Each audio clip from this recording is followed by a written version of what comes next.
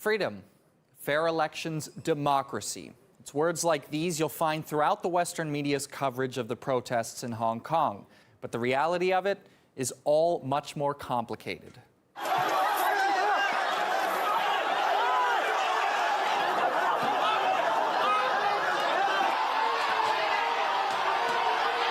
It's not just politics motivating the violence. Racial slurs against people from mainland China can be heard throughout the crowds and seen graffitied on official buildings. Protesters have also been seen brandishing the infamously racist Pepe the Frog meme, an internet hate symbol. And this xenophobic violence has even spilled over to protests in other countries.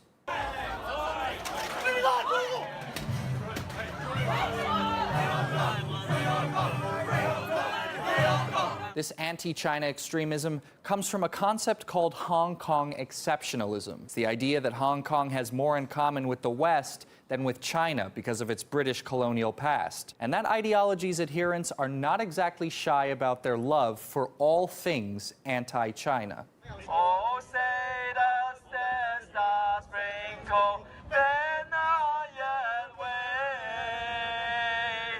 Despite all the American flags and anthem singing, Donald Trump says he had no idea why protests were being blamed on the U.S. But his cabinet might have an explanation, since they've been meeting with one of the opposition's main icons, Jimmy Lai.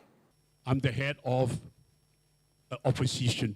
Lai's a self-made billionaire who's made a huge mark on Hong Kong's opposition movement. He landed himself in hot water with Beijing back in 2012 when his newspaper published an ad portraying pregnant Chinese women as locusts. And he's very open about his feelings for American values. We need to know that America is behind us. By backing us, America is showing moral authority because we are the only place in China which shares your values and is fighting the same battle you have with China. But there's another younger and not so rich rebel leader at play here too. Joshua Wong, a fresh 22-year-old face of revolution, a face loved in many quarters of Washington too. Marco Rubio was so in awe, he nominated Wong for a Nobel Peace Prize. Leave it to Washington to nominate a leader of violent protests for peace when it suits an agenda.